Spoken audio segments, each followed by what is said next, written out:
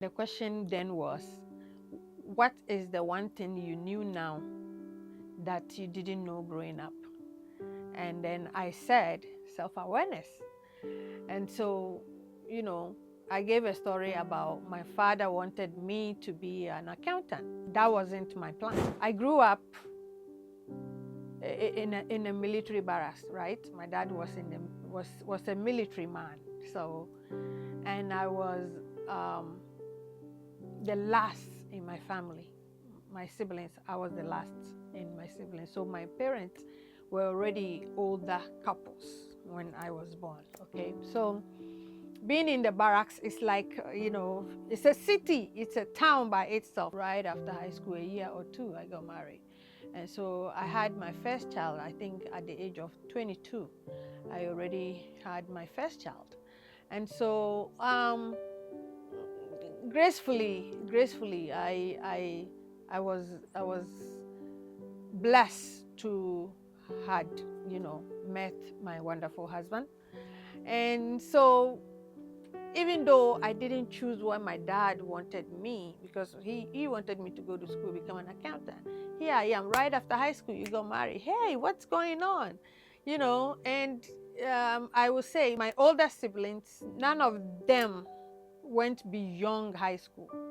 So me being the last in my family, my dad had hope in me. He wanted me to become at least an accountant for him, right? And then I decided not to be an accountant. Okay, that's fair.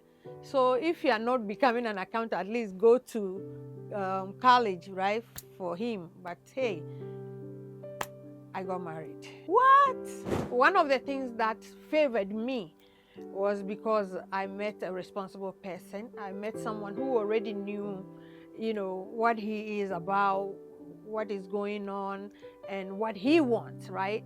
That's the main thing. Most of us, we even though we get married very young, but we don't know our plan. We just meet each other, we like each other, we get married, and that's it. It ends there.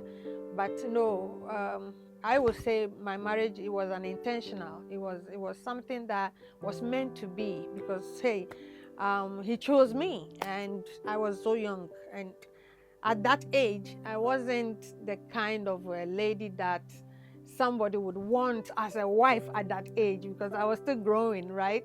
I was still growing, and as a young girl like that, there was so much hope, so much that I could do instead of binding myself in a relationship or in a marriage. But hey, you think it was a joke, but it ended up being a beautiful one. I thank God for him, and I know that we evolved from where we started up to this point, and they had been ups and downs, a lot of challenges, but thank God that what I believe is what God has put together, nothing can take that away, because God always have good plans for his children.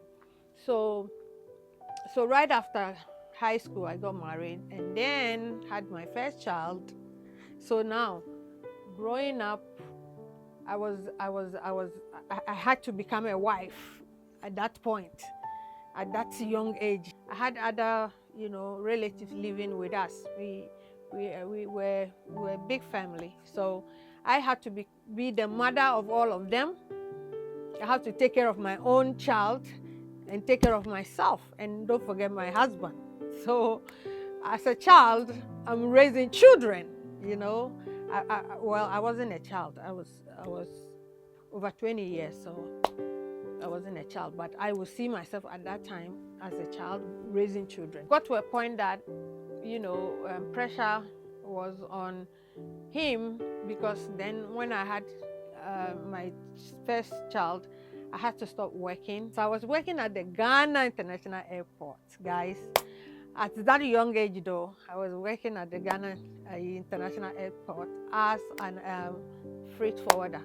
So I got married whilst I was working. But when the child came in, no, I couldn't balance work, marriage, raising a child. So at some point, I have to be a stay-at-home mom, okay?